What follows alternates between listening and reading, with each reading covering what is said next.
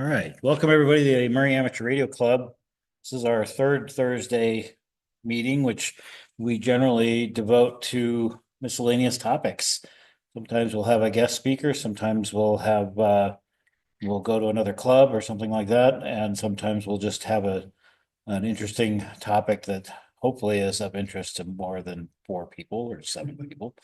But we'll see what we end up with. So today I prepared a presentation on a tiered communications plan for your neighborhood. So what is a communications plan? A communications plan is a plan, right, for communications, hence the name communications plan. Who knew? Yeah, well, so that's a paraphrase from Holly talking about a time hole on Red Dwarf, where she said a time hole is a hole, right? In time, hence the name time hole, right? Okay, so what is a communications plan? Why do you need a plan? How do you make one? Who needs to know about it? And what does it need to be useful or usable? And when should I make it? So those are the things we're going to talk about today, okay? All right, so what is it? It's a documented mechanism for communicating among members of a group, okay? Could be any group. It's written down and able to be referenced. So you're not having to remember it. You have a document that describes what it's all about and how to do it. You update it when necessary. It contains information that you will need when you need it. Sometimes you'll have information that you need and you don't have it. This is the plan that is supposed to contain that information. So you need to figure out what information you're going to need and make sure it gets into your plan. Okay. It defines who's going to be communicating when and why, and you have to make it before you need it, and you should practice it regularly. And in the last case here, it's no good if you're not going to use it. I've lost track of the number of times I've seen people put something together, some great plan or system or something, and then they put it in a book and they put it on the shelf. And then they figure, well, when I need it, it'll be there. Well, if you don't practice it, if you're not going to use it, it's not going to be any good for you. The other example of this is I used to work for a company called iMall, and a lot of our income came from selling seminars where we taught people how to sell websites on the internet. This was back in the 90s, okay, mid 90s. So the internet was a pretty new thing. Having people actually get connected to the internet was a pretty new thing. And so people wanted to be able to sell stuff online. Nobody had been doing this before. And we were one of the first companies to have an online shopping mall where you could go search for things, find them and buy them. This was pre-Google, right? And what we would do is we would sell this seminar to people so that they would be able to go out and sell websites on our site for and help their customers put their products online and get money. And we had a billing system, we had a shopping cart and all that stuff to support that. And people would pay $3,000 to go to this seminar for a week, learn how to do this. They would go home and they would put the manual on the shelf, and with the expectation that if they ever needed money, they would take it off the shelf and open it and money would fall out. Obviously, that was not going to happen. But, we got paid, so we didn't really care about that too much. But it was better for us if they did actually go out and sell stuff, which some of them did. A lot of them did not. And that's why I say if you're not going to use it, it's not going to do you any good to have this. So plan for it and use it, right? So why do you need it? It might be related to emergency response. It might be for regular family communication. Tonight, we're going to be talking about a plan to keep in touch with your neighbors and with other resources outside your neighborhood in case of an emergency. Okay. So this is more of an emergency type of facility that we're working towards.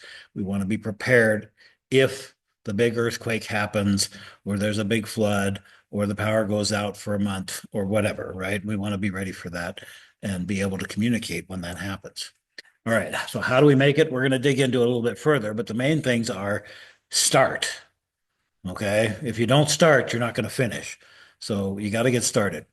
Write something down, share it with the people that you need to communicate with, practice using it, and then you'll be ready when you actually need it. All right, so who needs to know about it? Well, you want to tailor your plan to your target audience. So remember, if we're talking about a family communications plan, it's going to be your family members that are going to need to be part of this plan. In our presentation tonight, we're talking about communications within your neighborhood and between your neighborhood and adjacent neighborhoods or surrounding areas in your city, and between your group and city or other public officials. Okay, this is the tiered nature of the plan that we're going to talk about tonight. You may also want a communications plan for your family, your church group, or other organizations you might be part of, maybe scouting or PTA or some other organization that you are a member of that you feel could make use of a communications plan. And it may not be those plans, like your family comm plan, may not be for emergencies. It may be just to keep in touch on a weekly basis. Your church group, it may be for reminders of church events or something like that. My church group uses text messages to do that mostly. And you know, text messages and email, and that's perfectly suitable for that group, right? So depends on your organization, depends on your target, what you want to be doing. All right, so how do I make it, or when do I make it, and when do I use it? So again, you might need several different plans for different purposes. You might need an emergency plan for when you can't use your cell phone.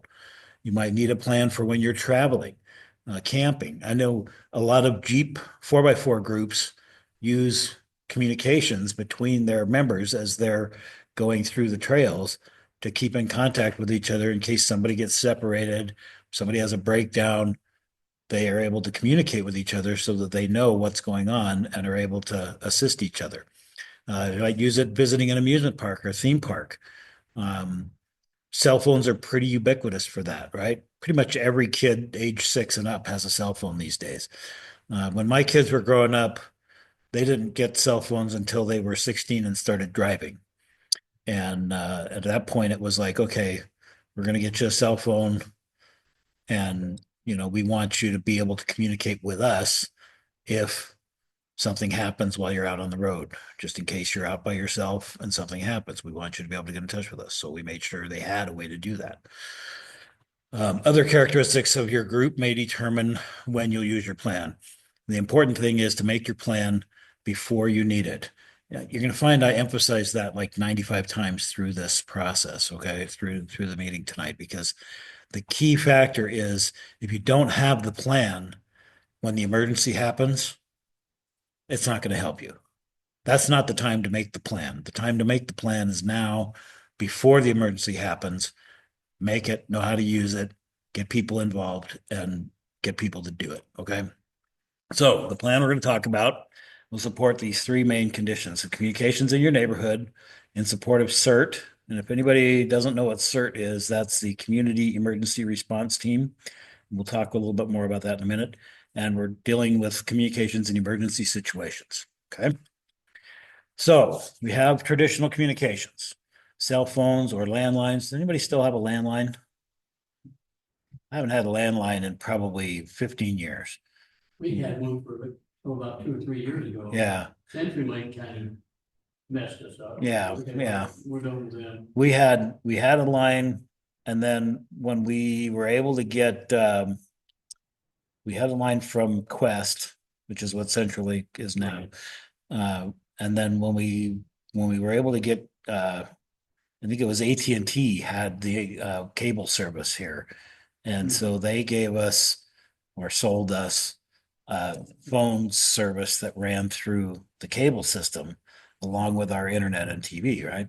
And then from there we went to Vonage, which was an internet voice over IP type supplier. And we were with them for a long time, but we found that we were just using our cell phones all the time and never using the home phone. Dan. I was thinking about, I still have the connection to the landline. I mean, I had 4 landlines at one time, 4 pairs are dedicated to DSLs that I was running. Right. And you know what? I think they would make a good random wire Antenna? because it's going up on the. I'm wondering if I can do that. Well, it depends on what's attached at the other end, right? So go find a box at the end of your street. you might get away with that.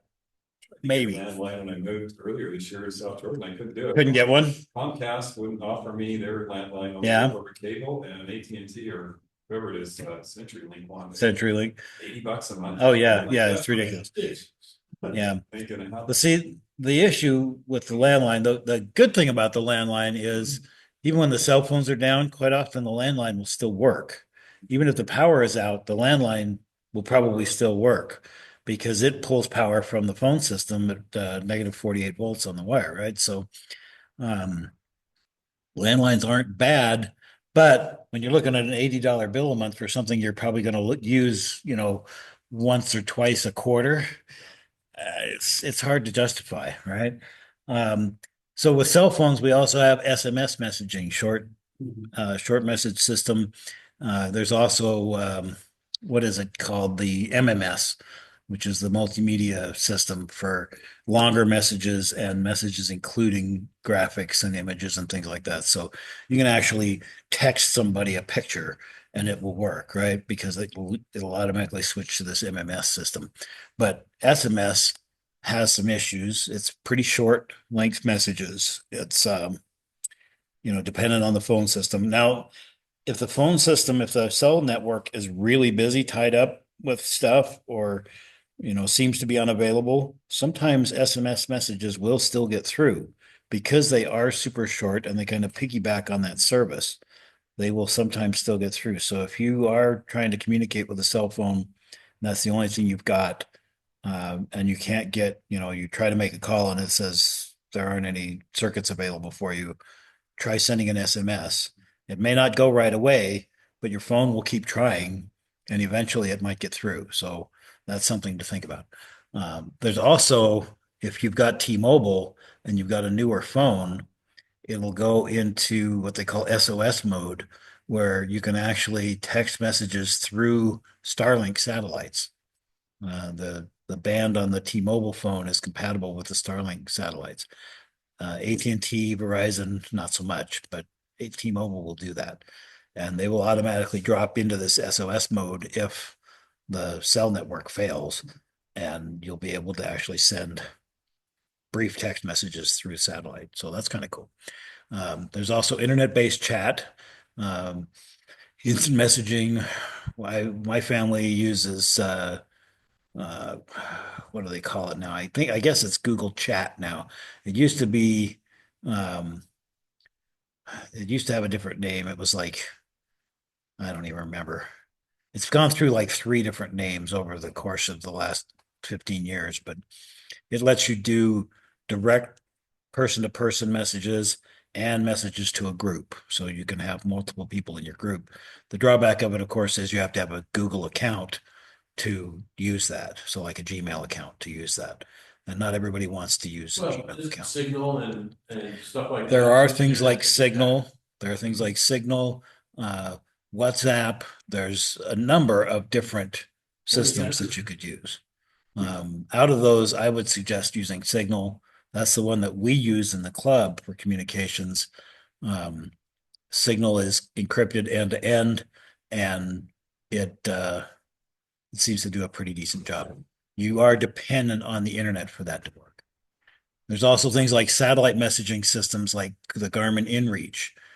Those systems, and you can see the little orange handheld gadget right there, they will actually reach out to a satellite network to send messages bidirectionally. So you can send and receive messages through that. You have to pay a monthly fee for that service, and I don't know how much that is. My son's got one of these that he takes with him when he goes flying because it has an SOS button on it. And if you get into a situation where you're stuck somewhere and you don't have cell phone service, you can always smash that SOS button and people will start responding. So there's also satellite phones. There's the Iridium satellite phone system. Iridium is a constellation of satellites in orbit around the planet. Pretty much anywhere on Earth, you can use an Iridium phone and get a signal and make a phone call. It's extremely expensive. It's like, I don't know, like $900 a month or something like that, and like $30 a minute or something. That's why the military and government agencies use it. Yes, they do. You can also send data through Iridium. So if you've ever been playing with WinLink and you're looking at all the different options for how to send your message on WinLink, and you see Iridium on there, that's using the Iridium data network to send the message, right? So you hook your Iridium phone up to your computer and send your message over the Iridium network. And then there are satellite internet services like Starlink and HughesNet. Um, there are probably others out there, but those have varying amounts of goodness and badness. HughesNet has it's high latency because the satellites are in geosynchronous orbit. So you've got a minimum 50,000 mile round trip to get to the satellite and back to the ground. And then the same on the return trip. So you're looking at for a packet to go back and come back to you is a minimum of 100,000 mile trip, right? With Starlink satellites are much lower in orbit. They're probably where are they at? About 400, 300 miles altitude, 300 or 400, somewhere around there. And so the issue with Starlink right now is they're still building out their cluster, and so some places don't have very good coverage, or the coverage is sporadic. It comes and goes. Most places have pretty decent coverage by now, but there is that to watch out for. And right now, the way Starlink works is it's up and down like HughesNet. So if your satellite is communicating with a ground station and that ground station doesn't have internet, you don't have internet. At some point, they will be launching the Gen 2 satellites, and they will actually have inter-satellite laser comms, and they'll be able to take a signal and bounce it off to some other satellite, potentially multiple other satellites, to get to where they can get to one that can talk to a ground station that has connectivity. So when that comes about, that's going to be amazing. But again, that's $100 a month, and you've got all kinds of restrictions on that. The equipment costs a lot of money. It's $400 for the main system or $300 for the mini, and it's got issues. We actually used it at that bike race up in Cache Valley. One of the guys had a Starlink antenna that he parked out in the middle of the field there, and we tapped into that and had internet access there at the park in Smithville. So that was kind of cool. And the antenna is fascinating It is. because It actually the will. satellite is moving. It'll figure out where to point itself for the best satellite, and it's a phased array, so it doesn't Yeah. even have to move most of the time. Once it gets locked into the position that it wants, it'll just sit there and it can track moving satellites and switch from satellite to satellite. Yeah, It's pretty cool. It's a pretty cool system. It's pretty amazing. When it gets fully deployed, it's going to be the better solution, I think, than Of most course, of you'll these see others. twice as many stars out Yeah, there. true. Yes, yes. If you're a stargazer, it may be less good. And what do you do when these services are down or unavailable for some reason, right? Cell phones go down. We just had T-Mobile go down for about 3 hours last week. That was frustrating for everybody. You could switch to Wi-Fi calling, and that worked, but you're dependent on your internet again. So if your internet was down, then you were out of luck, right? So um, internet goes out sometimes, cell phone network goes out sometimes. Sometimes the satellites aren't where you need them to be, or they can't talk to you for some reason. What do you do when those services are down? Well, we can use two-way radio. That's what we're all about, right? What a concept. Two-way radio. So who controls two-way and one-way radio services? In the US, the FCC is in charge of defining the regulations for the use of radio services. Okay. In other countries, they have their own organizations that do this. So it depends on what country you're in.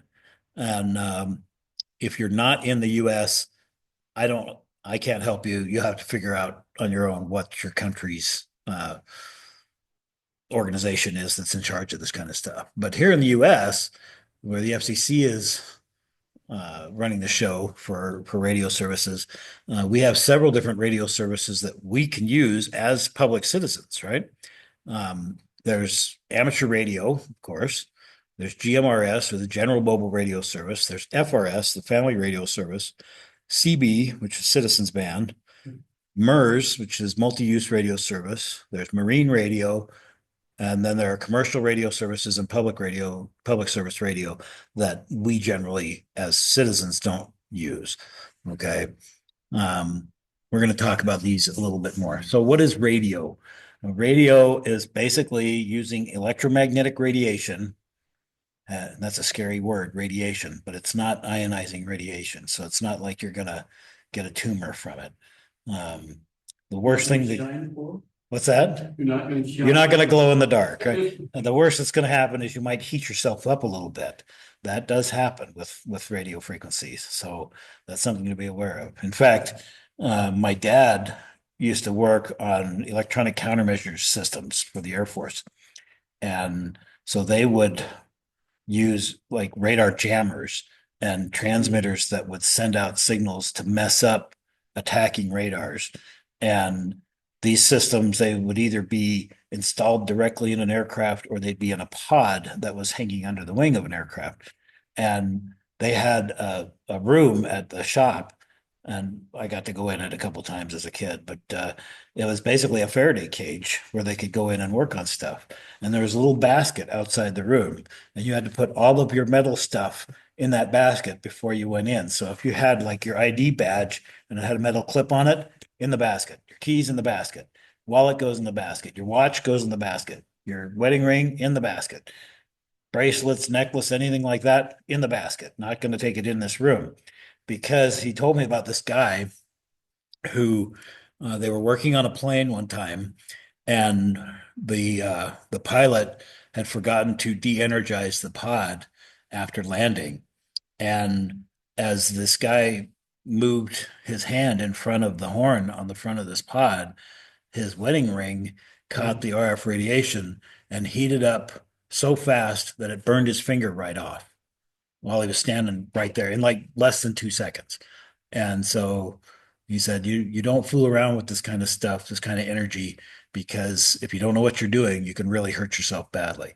So it is powerful, or can be very powerful, but if you know about it and you can be safe with it and you know what you're doing, then you're fine. You can use it, right? So we're bathed in radio frequency signals all the time. They're all around us all the time. Your cell phone uses radio signals, okay? So I mean, even your Wi-Fi on your computer, your car is probably talking to something with radio frequency. If you've got a satellite receiver, there's radio frequency beaming down from space at you.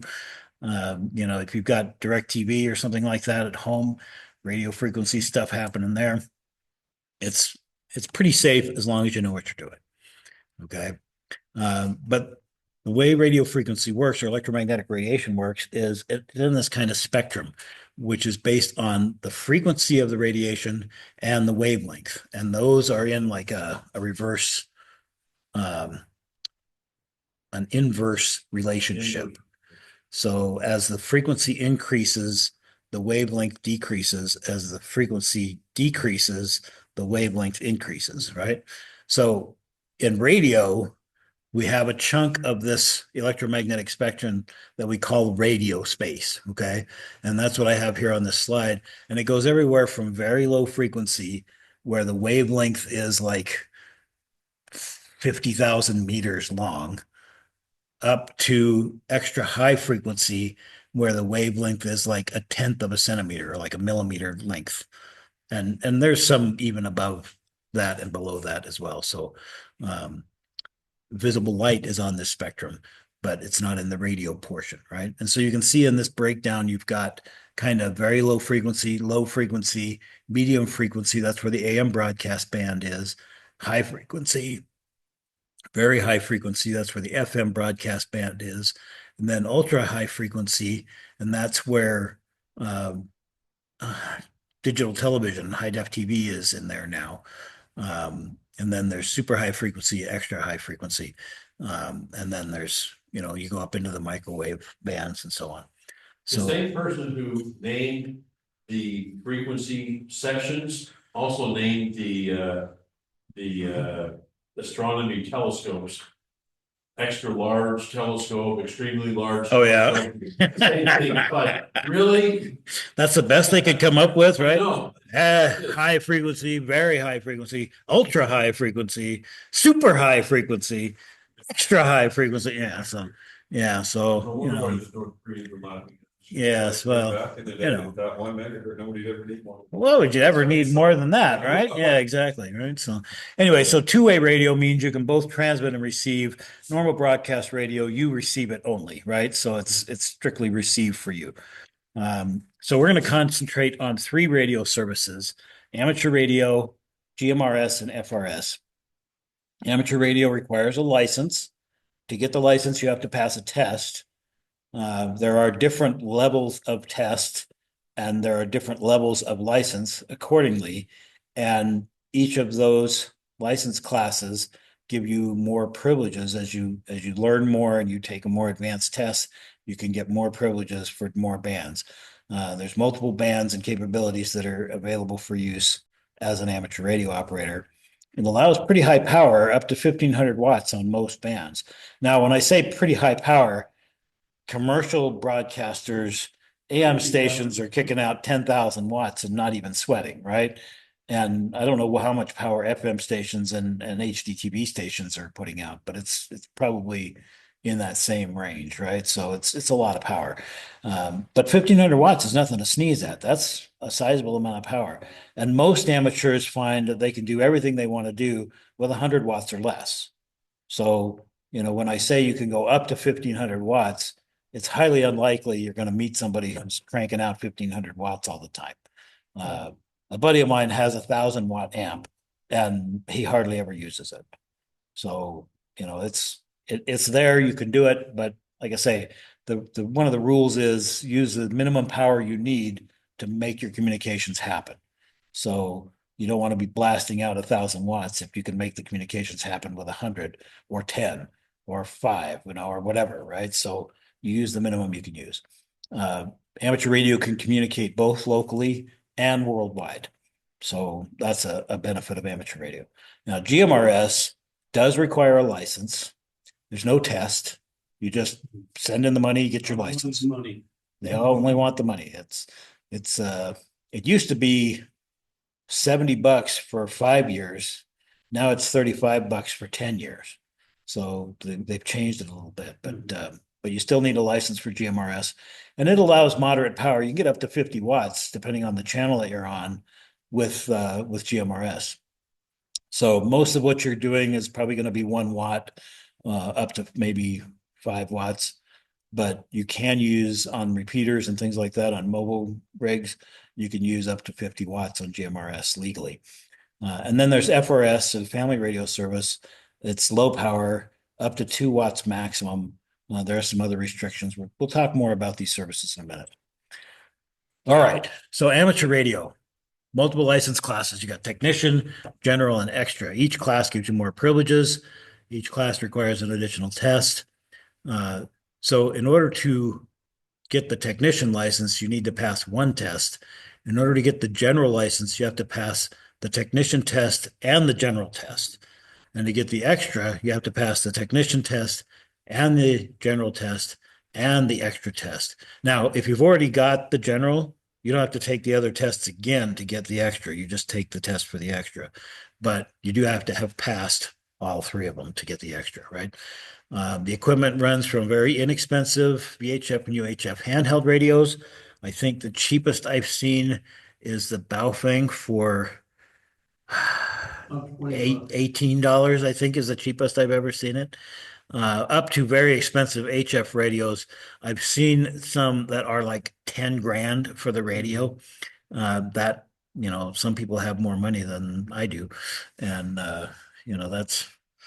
that's a lot more than I have. So not that I wouldn't like a radio like that, but I don't necessarily have a use for it. You can get a decent HF radio for around $1,000, maybe 1,200. A decent handheld radio for a couple hundred, and be very satisfied with the equipment that you have. Amateur radio has its own terminology that you'll need to learn if you're going to use it. So you'll hear people talking about things like QTH and QSL and different 3-letter combos that start with Q, and you'll need to learn some of those. You won't need to learn all of them, but you'll need to learn some of them. Then there's pro signs like 73, and you'll have to understand that means best regards. So you don't say 73s, because that would be best regards, which would be odd. But people will say 73 at the end of a conversation to say, see you later, right? But there is its own terminology that you'll need to learn if you're going to do it. There's a lot of different things you can do with it. It's an experimental service. The amateur radio service was designed to help people learn and explore and expand the use of radio. Okay. So that's why it exists in the first place. It's not for everybody. And if you want to learn more, we have a link on the website here that you can go to find out about becoming an amateur radio operator. All right. GMRS, General Mobile Radio Service. Need a license. It costs $35. It's good for 10 years. You can renew it. So your license can be renewed. You don't have to get a new one every 10 years. You just renew your existing one. And the license is good for your family. And I put that in quotes because the definition of your family is a little undefined as far as the FCC is concerned. So technically, it's you, your spouse, your kids and stepchildren, if you have any, your grandkids, your parents, your aunts and uncles, your nieces and nephews, and your grandparents. So basically, any household in Mexico. Essentially, if they live with you, right? So if your kid doesn't live with you, they're not supposed to be on your license because you're, as the license holder, you're responsible for the any transmissions that are made under that license. And if you can't reach them to slap them, they say you shouldn't let them use your license, right? So now, do people use GMRS without a license? Oh, yeah. Never happens, It right? says on the package. you must have a license. Absolutely not going to happen, right? Anyway, so just Standard FRS. keep that in mind. If you're going to use GMRS, if you're going to buy a GMRS radio, you want to get the license. It's only $35. You can use handheld and mobile radios. Handhelds are basically radios that you hold in your hand, and mobile radios are radios that you put in your vehicle. There's also base stations, which are typically mobile radios, but they're running on a power supply in your house. So you consider that to be a base station, but it's essentially the same as a mobile radio. You can use repeaters to get extra range. You can use better antennas to get better range and connectivity. It runs on the UHF band, and there's 22 channels plus 8 additional frequencies for repeater outputs. So if you don't know how a repeater works, the repeater is 2 radios, one that's listening and one that will transmit. And when you transmit, the receive radio picks up your signal and it transmits it out on a different frequency. When you stop transmitting and someone else is transmitting, their signal is received by the repeater and the repeater sends it out and you receive that signal. So if the repeater is on top of a mountain or a tall building or something, it has a lot wider range of coverage, even with only 50 watts, than you would have with your handheld radio or your mobile radio down on the ground, inside your house or whatever. So the repeaters use 2 frequencies, one for receiving and one for transmitting. The radios automatically know how to receive that and transmit on the other frequency. So that's something to be aware of. Essentially, there's 22 channels that you can use for transmitting on GMRS. Now, different channels have different restrictions. Some of them will only be able to use 2 watts. Some of them will be able to use 5. Some of them will be able to use the full 50. It depends on the channel, and your radio should already know that information, so you don't have to know that. Okay. The key thing about GMRS, you pay your $35 and you can use it. You don't have to know a whole lot about it. With amateur radio, you pay your $35 and you can use it. After you take the test and pass it, and prove that you know a lot of things. So GMRS, you don't have to know anything.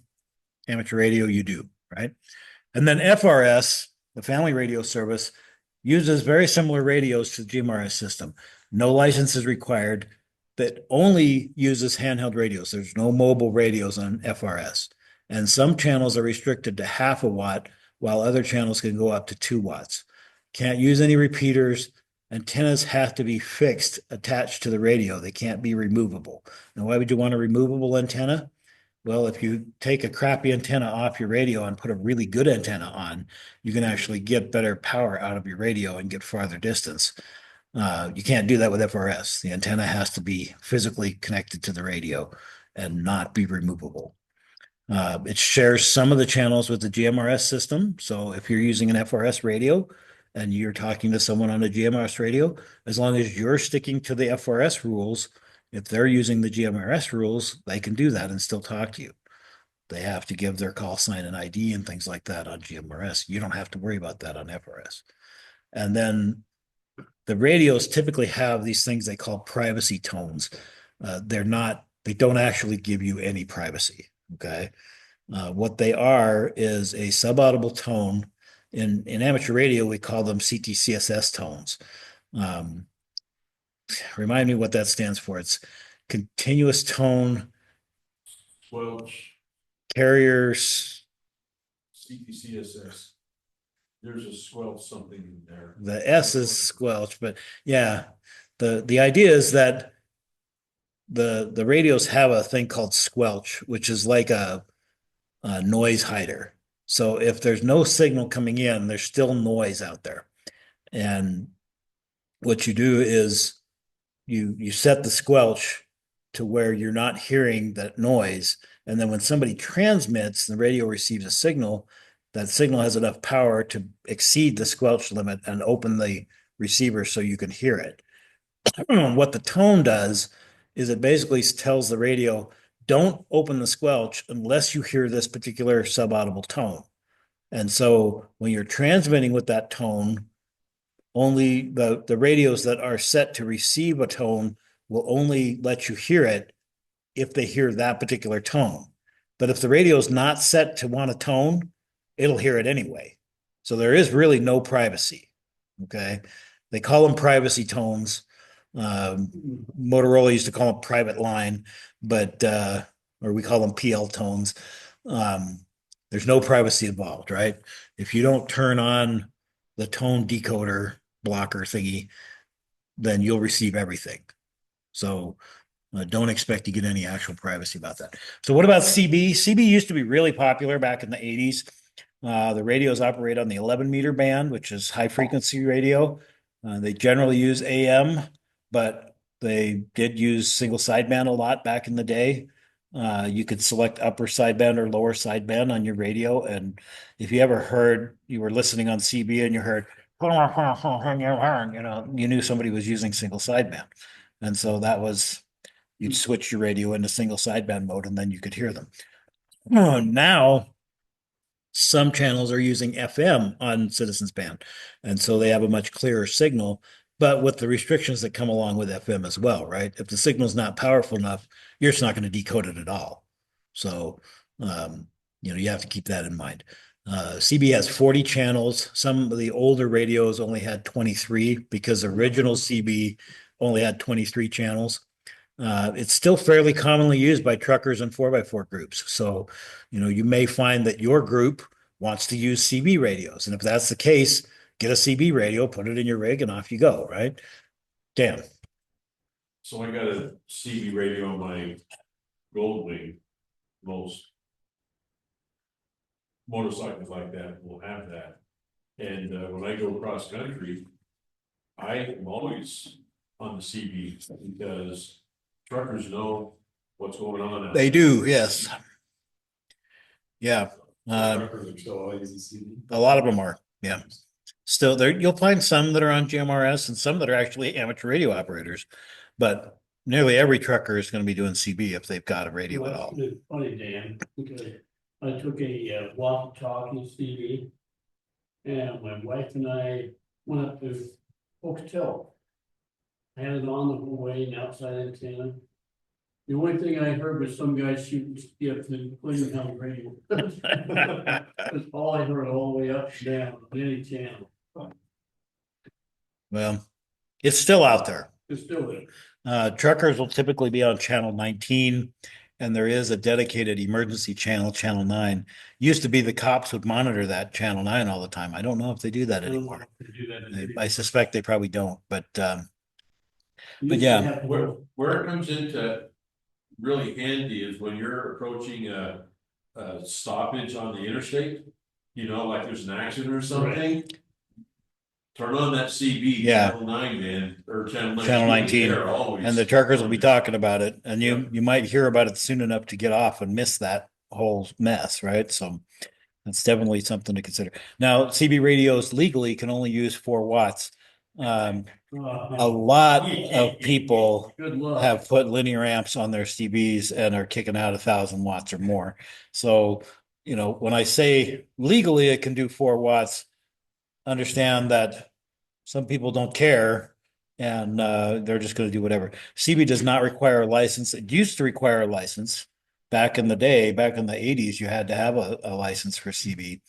And it was one of those pay your money, get your license things. And but it was weird because they would even you could use a temporary license while you were waiting to get yours. And so it was basically your initials followed by your zip code. And if you didn't have your license yet, you could use that as your call sign. The CD license, just so for your edification, it's a 4x4. So my CB license is KBEX 3689. I got that in 1979. Yeah. I think mine was something like K&L 1390, something like that. I was playing around with CB in the 80s as a kid. Yeah. It must have been breaking the rules. It probably worked, but you know, nobody really cared. All the truckers thought I was a girl, you know. It was pretty funny. They were so excited to have a girl. I know. So yeah, now CB is still a viable radio service to use if that's what your friends and family are already using, right? So if your group is using CB and you want to use CB. That's perfectly You should fine. buy those locally. You can buy CB. You can go to Walmart and buy a CB radio. You can go and an to antenna. almost Any truck stop. Any truck stop will have them, right? So That's where you get the good. the good ones will come from a truck stop. What a fine J. Yeah. Fine, with yeah. the good amps, right? Yeah. So anyway, yeah. So all right. So let's talk about our tiered communication system. So the idea is we're going to use different radio services for different purposes. In our neighborhood, every neighbor should have an FRS radio. It's the cheapest way to get involved. The radios are inexpensive. You don't have to have a license. You can just grab it, put new batteries in it, and use it, right? Your block captains or your block coordinators should have both FRS and GMRS capability. So they can communicate with their neighbors and they can communicate outside of your neighborhood with other neighborhoods that are near you, okay? These block captains or block coordinators or whatever we want to call them, they typically will have cert training. They'll act as the coordinator for their neighborhood. The expectation is that if you're taking this, you know, you're paying attention to this course, this class, you're probably going to be the block captain for your block because you care enough to do this, right? And then there will be designated amateur radio operators that would have both amateur radios and GMRS, may have FRS as well. And these people will often already have relationships with city officials. A lot of amateurs are members of ARES, the Amateur Radio Emergency Service. They routinely participate in city, county, and statewide drills to build and maintain their relationships. They will be kind of the coordinators at the city level or at the, you know, the overriding level, right? Dan. And I'm just gonna put a little wrench in there. We don't allow our block captains to use GMRS No? because we do not want a block captain in another state contacting a block, you know, the more communication specialist in. We want them to use FRS radio so their communication. So the range is limited. meant to be local. Okay. Because it becomes very confusing when we have multiple states on the same frequency, right? And that's the thing, right? You want to assign your frequencies among your groups. So your group is going to pick a frequency to use. And on the GMRS side, that would be used, you would have a frequency specifically for that level of operator to talk to each other. So it would not be, the intention would be that those operators would talk to each other within that area, Within the right? area. So, Now, you know, but with GMRS, you cannot connect them together anymore. that's correct. There's no repeater linking allowed with GMRS. Technically, it never was allowed. They just never just did it said you anyway. couldn't. And so people did it. And some people got in trouble for that and had to take their stuff offline. So, that is something to consider. But in general, the way that I'm proposing using GMRS kind of in this more regional area, it's not something that's going to be really necessary for you to have linked repeaters or anything like that. You're going to want to keep it mostly local, right? So the FRS is your immediate neighborhood. The GMRS is your surrounding neighborhoods. So you're communicating with other GMRS users who are communicating with their neighborhood members on FRS. They're talking to you on GMRS. And then you've got an amateur radio operator who the GMRS operators can talk to if they need to get information outside of that wider area. All right, we're going to talk about those areas in a minute, but we'll get to that in a minute. So, it looks like somebody's got a message here, a comment. Maybe I can get to it. If I can. If I can't, let's see. Let me drag this out real quick. Let's see if there's something in there's a chat. Okay, Paul says CTCSS, DCS is the same on FRS, GMRS, and ham, the same tone list. Yes. When we're talking about those tones, those privacy tones, right? Amateur radio uses those, GMRS uses those, FRS can use those. Again, there's no guaranteed privacy. It's mainly to avoid interference that those tones exist. Okay. So keep that in mind. FRS and GMRS only use one of the protocols. Ham radio's got one that's I don't- tone and one that's more of a code, right? I don't know if so there's DCS, which is the digital coded squelch, and there's CTCSS, which is the continuous tone coded squelch, right? That's what the C is. Depends on the manufacturer. And so some GMRS radios will have DCS capability. What I have does have that. It's got both of them. They just have some. Motorola will Yeah. have both of them, but there's a lot of cheap ones that aren't going to. manufacturers, Yeah. that they'll only do, and maybe they'll only do 20 of the PL tones. Right. And there's a right? bunch of They PL don't go tones that are available. 200. Yeah. So it just depends on the manufacturer. So it depends on the But manufacturer. They're supposed to use.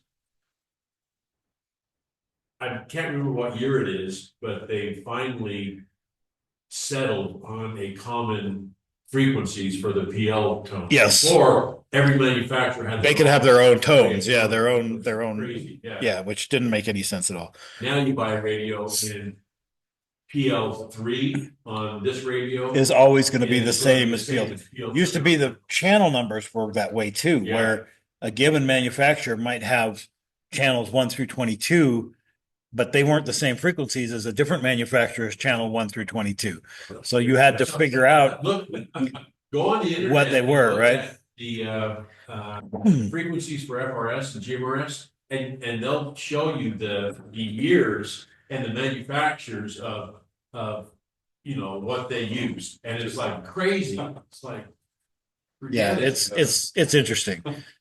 Anything you buy nowadays is going to be on the standard, right? So it's been standardized. There is a standard mapping of And throw channel away to the- frequency Your old one. and tone number to particular tone, right? So yeah, so get rid of your old junk. I have some old FRS radios that only had A and B. And A was like channel 8 and B was like channel 13 or something like that. And that's all they had was A and B. So you could either be on channel A or you could be on channel B. You had no idea what they were going to be on somebody else's radio. It's like the realistic 3-channel ABC Right? CD radio. Yeah. Or the Yeah. crystals. Yeah. The crystal sets. Yeah. I Yeah. do So- have a neighbor that had a old handheld walkie-talkie, that's what crystals in it. Yes, and haven't seen that for years either. Okay. So what problem is our plan trying to solve? Well, there's a couple of scenarios that we may encounter here in Utah. Other places may have different scenarios that may be relevant to them. But for us, the big ones are major earthquake, right? Some homes might be destroyed or unlivable. Power, water, and other infrastructure is offline or destroyed. Maybe people are injured. Um, you've got to try to figure out what you're going to do in a situation like that. Another scenario is a widespread power outage. Power is out across your entire city, for example. Now, there was an outage a few weeks ago in West Jordan because some crazy lady decided to go climb on top of the transformer at a substation, and the power company shut it down so she wouldn't explode herself, and they were able to get her down off of the cabling, but she was proceeding to shinny up one of the wires from the transformer up to the transmission tower. So yeah, it Why did the was. city turn off the power? Yeah, a lot of people were like, well, that sounds like a self-solving problem, right? But yeah, no. So they were able to get her down. They ended up shooting her with a beanbag from a shotgun, and they were able to get her down and take her to a mental health facility where they could deal with her situation. But yeah, I mean, that can happen, right? Power was out for like 2 or 3 hours in West Jordan because of that. Up in Seattle, or outside Seattle, and the windstorm Tuesday night knocked things out, and we didn't have power again last night. Yeah. 20 hours later. And I've seen, like, when we used to live in Duluth, Minnesota, ice storms coming off of Lake Superior would take the power lines down, and they'd be down for 3 or 4 days, and so you'd be there with no electricity for 3 or 4 days. Now, you have to plan for that, right? Uh, maybe your freezer is going to run on your generator, but like my wife's on an oxygen concentrator, and that's got to have power. And so, we have a way to run her concentrator from the car if we need to. And she has a portable battery powered one, and she has some tanks, but it would be troublesome to have to go 4 days without power for us. We would manage it. We have the equipment that we need to survive that. But if we didn't plan for that, we wouldn't. And in a major Right. earthquake, you could be missing power for weeks. For weeks, yes. That is definitely a possibility, right? So widespread power outage is a thing that could happen. Some people have medical devices that have to have power. I know my nephew's boy has a insulin pump, and it's got to have the batteries charged every night, or he's not going to survive. And so there are needs out there like that. And another one that we can experience here, we haven't had this in a long time, but heavy snow can come in, extreme cold, and transportation could be impossible because the roads have 3 feet of snow on them. And until the plows can get around, you're stuck. Some people won't have adequate heat or power. We've got a wood stove, we'd be okay, but my neighbors, I don't know if they've got anything for heat. I've got some extra wood I could give them, but are they prepared for that? I don't know. Those are things that. When my wife and I were living in Sugar House, we're just north of it, whatever, Yeah, and the power went out, and it was out, the rest was out about 24 hours. Yeah. It was out for several days. yeah. It can happen. Even right here in Salt Lake City, it can happen, It does. Other states or regions are going to have other things. Hurricanes, Florida, Right. South Carolina, Georgia, they just had a major hurricane season that I don't think is quite over yet. Mhm. And they've had situations. Flooding is a thing that happens. You might have mudslides or whatever, depending on your region that you're in. Those are going to define the scenarios that are important to you to plan for and figure out how you're going to use your communications in those types of situations. So around here, these are the ones that I've identified as most likely to affect us. High heat is another one that could be an issue, right? People who don't have air conditioning, maybe they can't tolerate 105 degrees temperatures for an extended period of time. That can be a problem for people. The solution is communications. All of these situations require good communications. People need to be able to let other people know, or let their friends and neighbors and whoever know what their condition is. The city will have some limited resources, but how do you let them know that you need those resources? I know that there are some cities that have a stash of generators that they can distribute to people who are on medical equipment that's critical. But they need to know that you need that in order to know to get it to you, right? And can they get? And can they get to you, right? City representatives here have advised us that we should be prepared to spend the first 96 hours without any aid at all. They've actually, I think the last time I talked to Mac, they were saying they were now recommending 5 days. So what is that? 120 hours. So Remember, it used to be 72. it used to be 72. You should have your 72-hour kit. Now it's 96. It's going to be 120 because they're not guaranteeing that they can get to you within 5 days. The federal government will also have some resources, but again, it takes time for those resources to come in, especially for an event that is not able to be planned for. With a hurricane, they know it's coming. FEMA can pre-stage resources and be ready for it, and they do that. Trump side. And they do that, right? But you never know when an earthquake is going to happen or a tornado or something like that. You don't necessarily have access to to those resources when you need it immediately, right? Communications allows us to talk to each other, share the resources we each have, and communicate any needs that we have to our government agencies so that they can prioritize helping the people who need help first, the most, get that service out to them and do what needs to be done in the order of need, right? Kind of triage.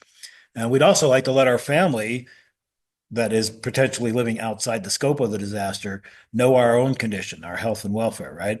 My son and his family live in Las Vegas. They're not going to be affected by an earthquake that hits here. They would like to know if they see it on the news. Oh my gosh, Salt Lake City had a 9.3 earthquake. All the buildings are powder now. And gee, are mom and dad still alive? It'd be nice if I had a way to let them know that. Dan, you had a comment.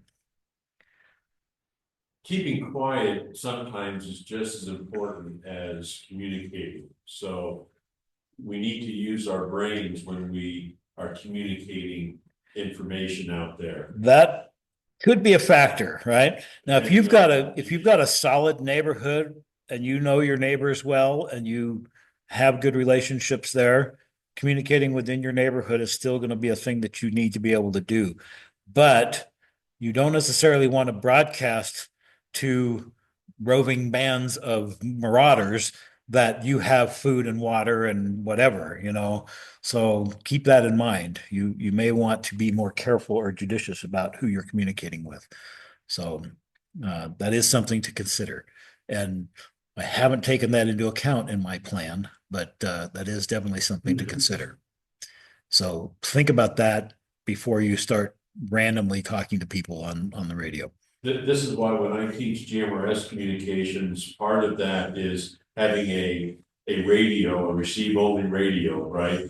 That can receive SSB handbands, right? So a shortwave radio, because hearing information from outside the disaster area is just as important as hearing information from within the disaster area. Many times, KSL and all the other news agencies, they're going to be restricted on what they can say because they do not want to. People today are so concerned about your feelings, right? Yes. And so they don't want to incite riots by telling you the way it is. Telling people how bad it actually is. Die peacefully. I'm exaggerating, but not much.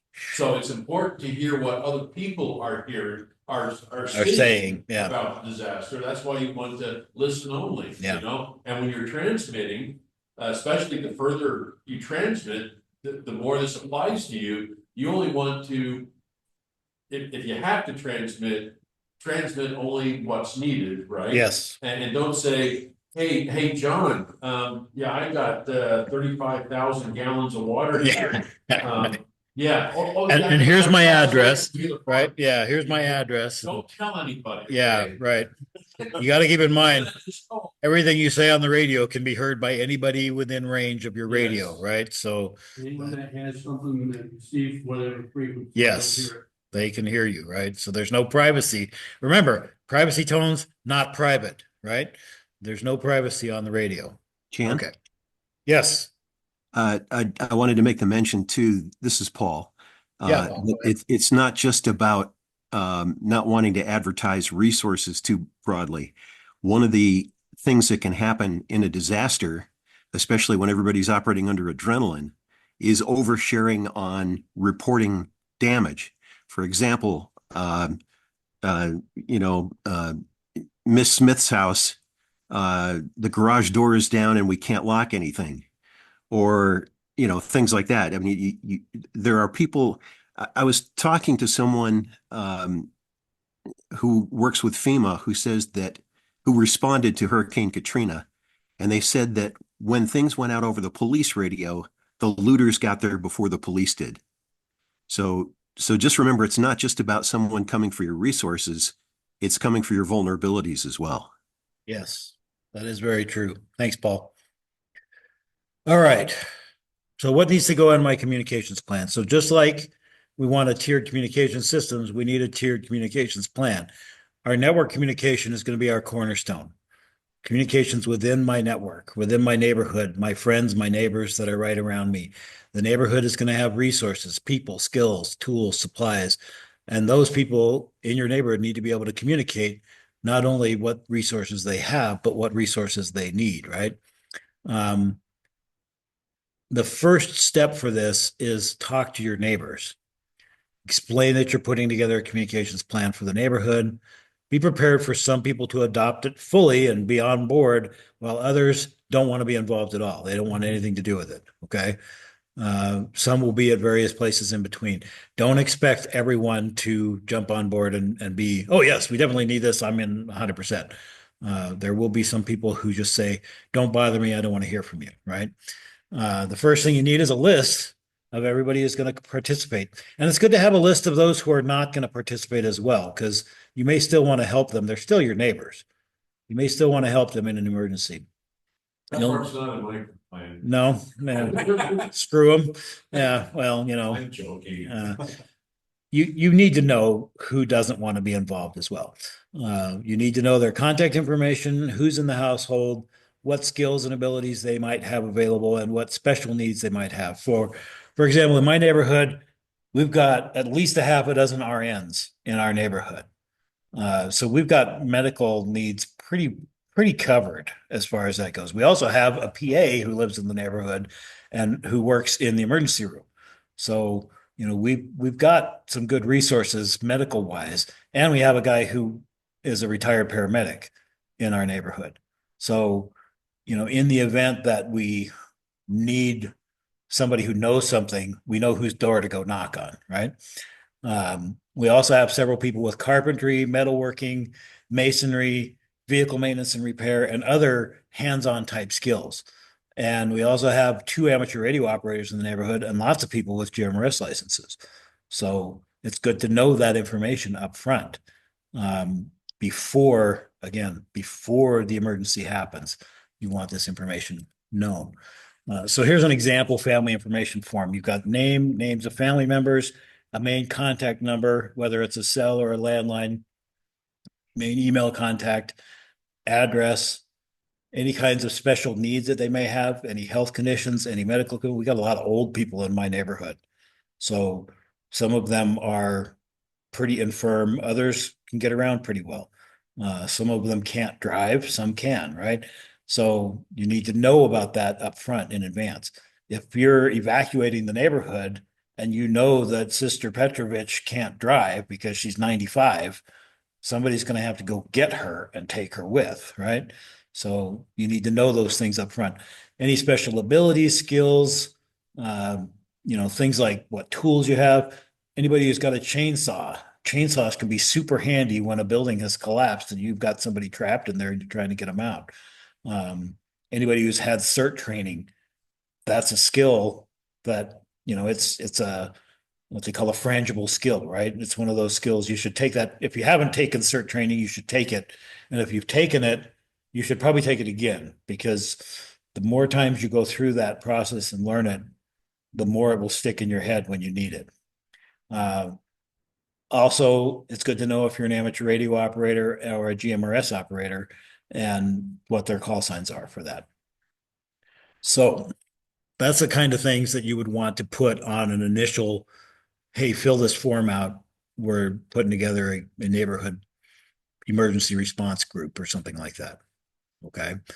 Again, some people aren't going to want to do this. They're going to say, it's not your business.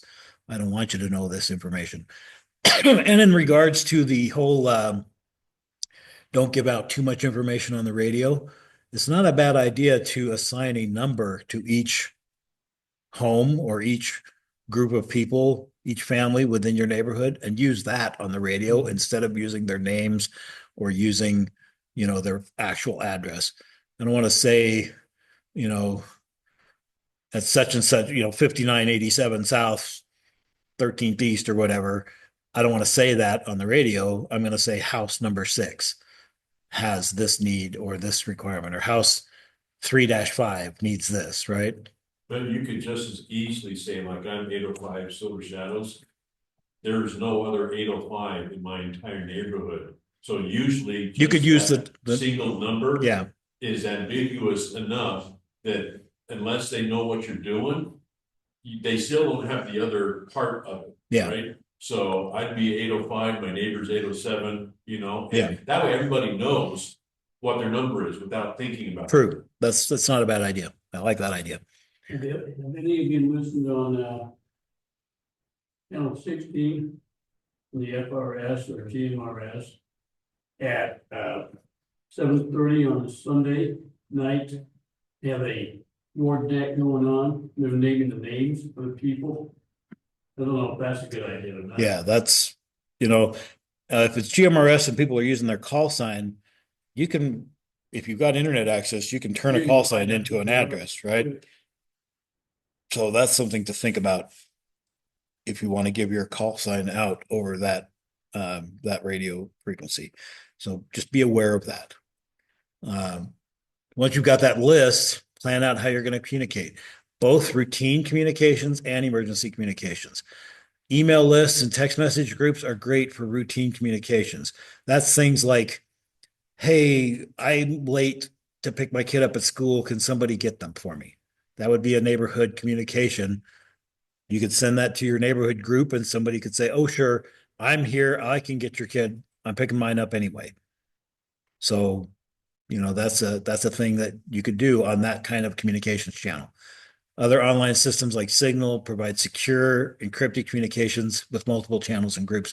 Like I said, we use Signal within the Murray Amateur Radio Club. And when traditional systems are offline, everyone should have at least an FRS radio available. Now, ideally, each individual family is going to provide their own equipment, but it's not a bad idea for you to put together a list of equipment that you think people should have, because a lot of people aren't going to know what to go buy. They're perfectly happy to go spend $20 on a radio, but they don't know what radio to buy. So you want to find something that is suitable, does what you need it to do, and recommend that to people. FRS radios are pretty cheap, but you want to test those radios and make sure that they are compatible, right? Just like we were talking about earlier, radios made before a certain date might have completely bizarre channel layouts based on the frequency, and you don't know what that is until you actually have that radio in your hand. So it's a good idea if you've already got an FRS radio, you can recommend that one. As long as everybody has the same thing, it's all going to work together. But it's a good idea to check out a few different radios and make sure that they're going to be compatible.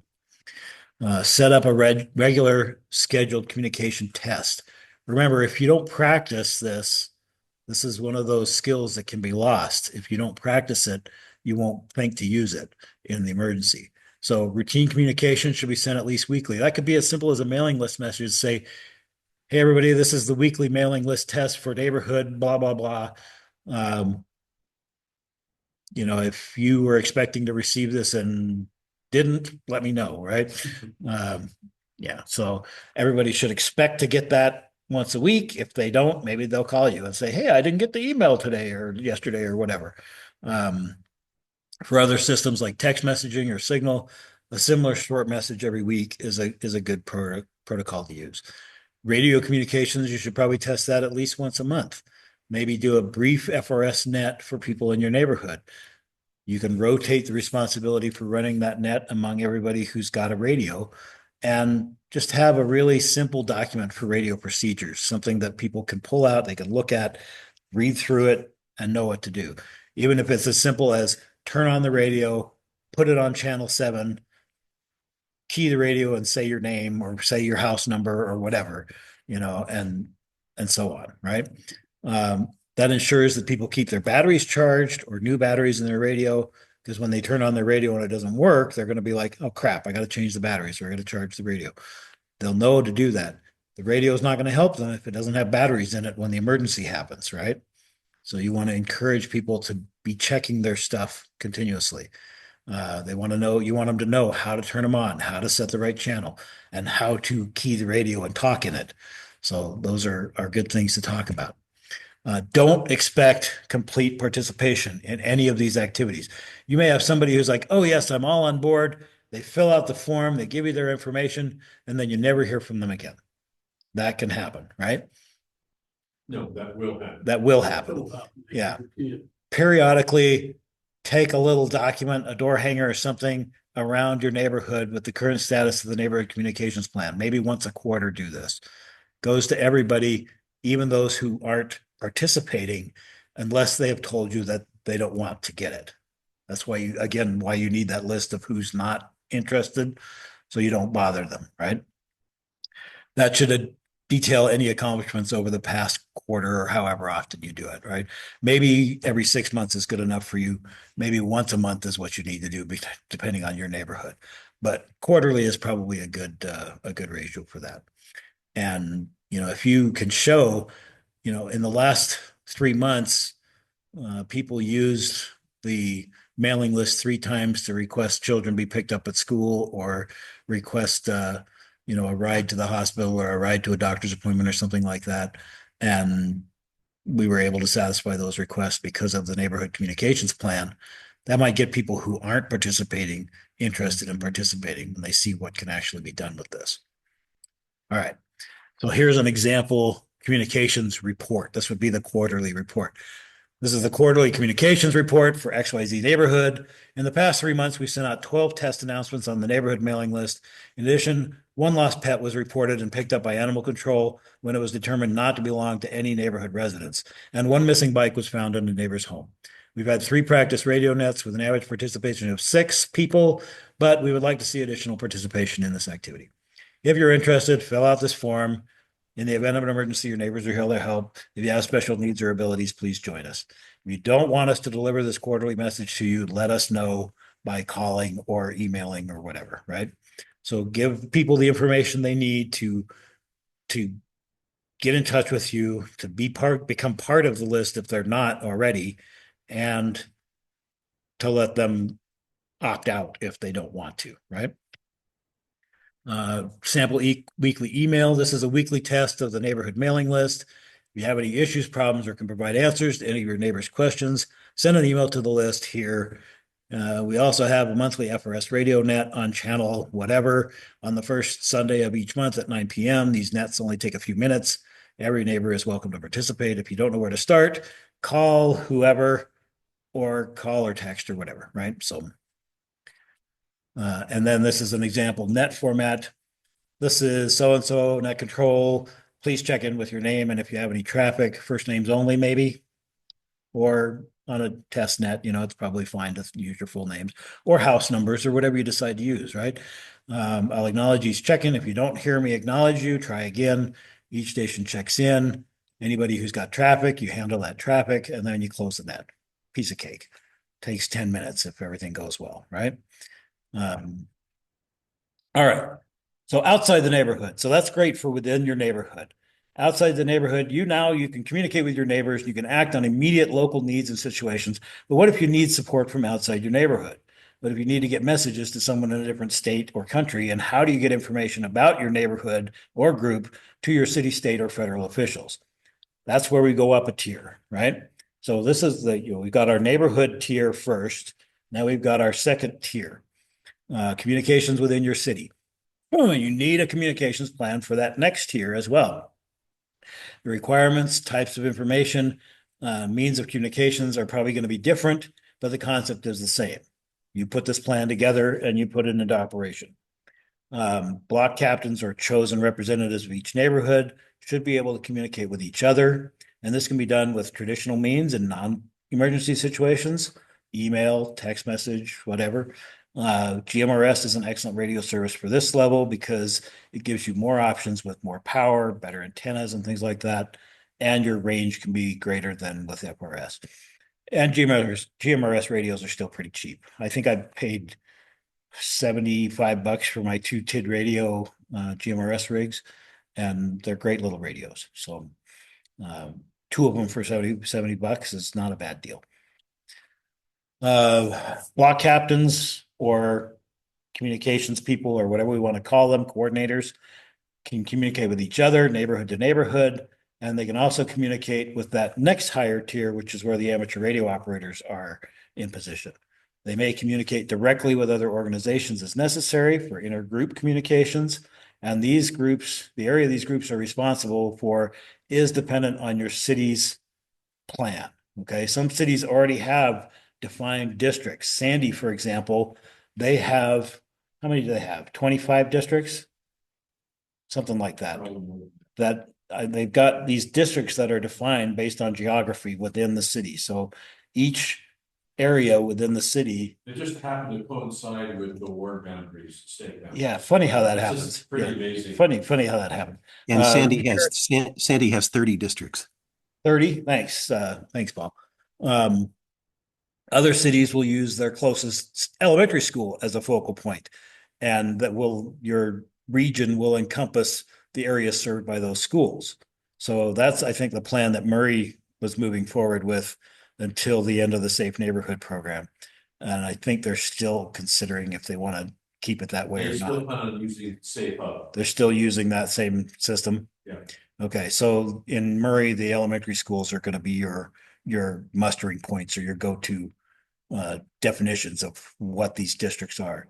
So each neighborhood within that school area will want to be able to communicate with each other within that area, right? Sorry, we got a fire alert. This is the peril of meeting at the fire station. You get interrupted like this sometimes. At least we don't have to throw our hats and coats on and rush out the door. So With a siren on. with a siren on, yes.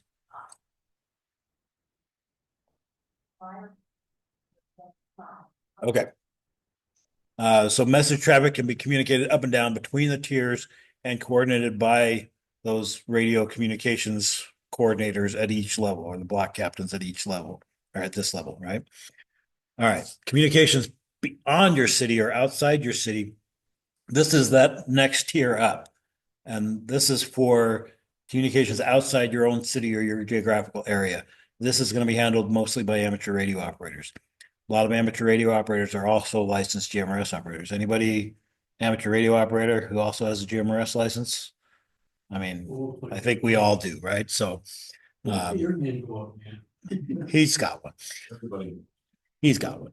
Amateur operators often already have existing relationships with their city emergency services departments, often with county groups and even statewide groups. Here in Utah, we have the DEM, the Department of Emergency Management, and they run a system. They used to use RACES, but they stopped using RACES and now they just run it themselves. But the concept is the same. It's a statewide collection of amateur radio operators, and they do a VHF, UHF net every other month, and they do an HF net every other month. So on odd months, they do an HF net, and on even months, they do a VHF net. And they basically have operators checking in from all over the entire state. And I don't know how many they have on that list, but it's hundreds of operators that will check in. When they do the full VHF net for the state, they go county by county, starting at the south end of the state and working up north. And it usually takes about an hour and a half to get everybody checked in. So, it's a thing. We do that. Well, it takes longer because we're using the intertie system and we turn on every single Yes. repeater. Every So link it's is up. minutes between every time somebody keys up, you've got to wait, 30 seconds while everything kicks in before you start talking, right? So, yeah, because it's a linked repeater system. In fact, they link the intertie and Sinbad, and they have Echolink and IRLP as well. And there are some repeaters that are also connected in specifically for those nets. So, there's a lot of communications going on there. Amateur radio operators can work at all three tiers. It's best for them to concentrate on the more strategic communications. And amateurs are often trained in the use of official ICS forms. ICS is the Incident Command System. I have a presentation on an introduction to ICS forms on the website. And interestingly enough, that presentation has the most views of any of my presentations that I've got on the site. So, I'm sure people outside of Utah have been watching that quite a bit. But ICS forms are used by government officials to keep track of what's going on in an incident. And a lot of amateur radio operators are trained in how to use those forms and how to use that ICS system. All right, so how do we get started? Put together an informative flyer you can distribute to your neighborhood. Be prepared to talk to people about what you're trying to accomplish.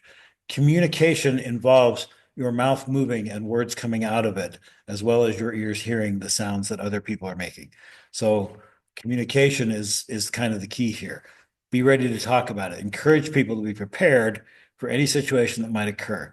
Everyone should have at least a 96-hour kit, preferably a 120-hour kit at this stage, with sufficient food and water for their family.